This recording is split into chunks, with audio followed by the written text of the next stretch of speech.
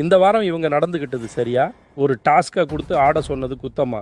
ஆட்டத்தில் தான் குரூப்பிசம்னு பார்த்தா அடிதடி சண்டையில் குரூப்பாக இறங்கிட்டாங்க. வார்த்தைகள் சரியில்லை, ரூல்ஸ் சரியாக ஃபாலோ பண்ணுறதில்ல. இப்போ அடிதடியில் வேற இறங்கிட்டாங்க. நம்ம இல்லத்தில் இருக்கிற செல்லத்துங்களுக்கு ரோஸ்டிங் மட்டும் பத்தாது, அதுக்கும் மேலே ஏதாவது செய்யணும். அது என்னன்னு பொறுத்து இருந்து பாருங்க. இன்றைய பிக் பாஸ்ல வணக்கம் மக்களே.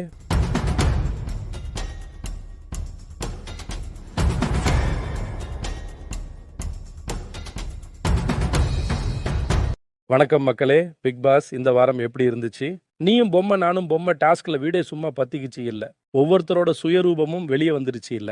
கோட்டை அழிச்சு எல்லாரும் ஒன்னா இருங்கடான்னு சொன்னா இப்பதான் எல்லாரும் அடிச்சுக்கிறாங்க. இதுல ஹைலைட்டே ராணவ் ராயனோட சண்டை தான். ஆட்டத்தை விட்டு வெளியே போனாலும் ஆட்டத்துல இருக்கிறவங்கள டால் ஹவுஸுக்குள்ள பொம்மையை வைக்க விடாம பிளாக் பண்ணலாம். ஆளாளுக்கு ஒருத்தர் பிளாக் பண்ணாங்க.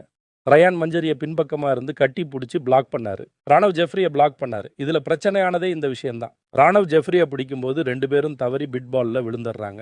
ராணவ் தன்னை மூச்சு விட முடியாதபடி இறுக்கி பிடிச்சாருன்றது ஜெஃப்ரியோட குற்றச்சாட்டு. அந்த சமயத்துல ஜெஃப்ரிக்கு சப்போர்ட்டா வந்த ரயான் ராணவ் கிட்ட இருந்து ஜெஃப்ரியை காப்பாத்த அவரோட கழுத்தை பிடிச்சி இழுத்தாரு.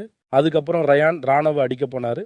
ராணவ் கிட்ட ஜாக்லினும் சௌந்தர்யாவும் ஜெஃப்ரிக்காகவும் ரயானுக்காகவும் சப்போர்ட்டுக்கு போக அவர் கோபத்துல மூடிட்டீருன்னு சொல்லிட்டாரு. இதனால ரைஸான சௌந்தர்யா பேய் ஆட்டம் ஆடிட்டாங்க. ஜெஃப்ரியும் ராணவ் கிட்ட இருந்து தப்பிக்கிறதுக்காக அவரோட கைமுட்டியை வச்சு ராணவ ஓங்கி அடிச்சிட்டு தப்பிச்சு போனாரு. இந்த டாஸ்கை பொறுத்த வரைக்கும் நிறைய வன்முறைகள் நடந்திருக்கு. மக்கள் பார்க்குற ஒரு ஷோல இவங்க இப்படி நடந்துகிட்டது நியாயமா? ராணவ், ரயான், ஜெஃப்ரி இவங்க 3 பேர்ல யார் மேல தப்பி இருக்கு? இவங்கள யாருக்கு நாளைக்கு எல்லோ கார்டு கொடுத்து வார்னிங் தரலாம், இல்லைனா ரெட் கார்டு கொடுத்து கேமை விட்டு வெளியே அனுப்பலாம். உங்க கருத்துக்களை கமெண்ட்ல சொல்லுங்க. இந்த வீடியோ பிடிச்சிருந்தா லைக் பண்ணுங்க, ஷேர் பண்ணுங்க. மீண்டும் நாம் அடுத்த வீடியோவில் சந்திப்போம். நன்றி.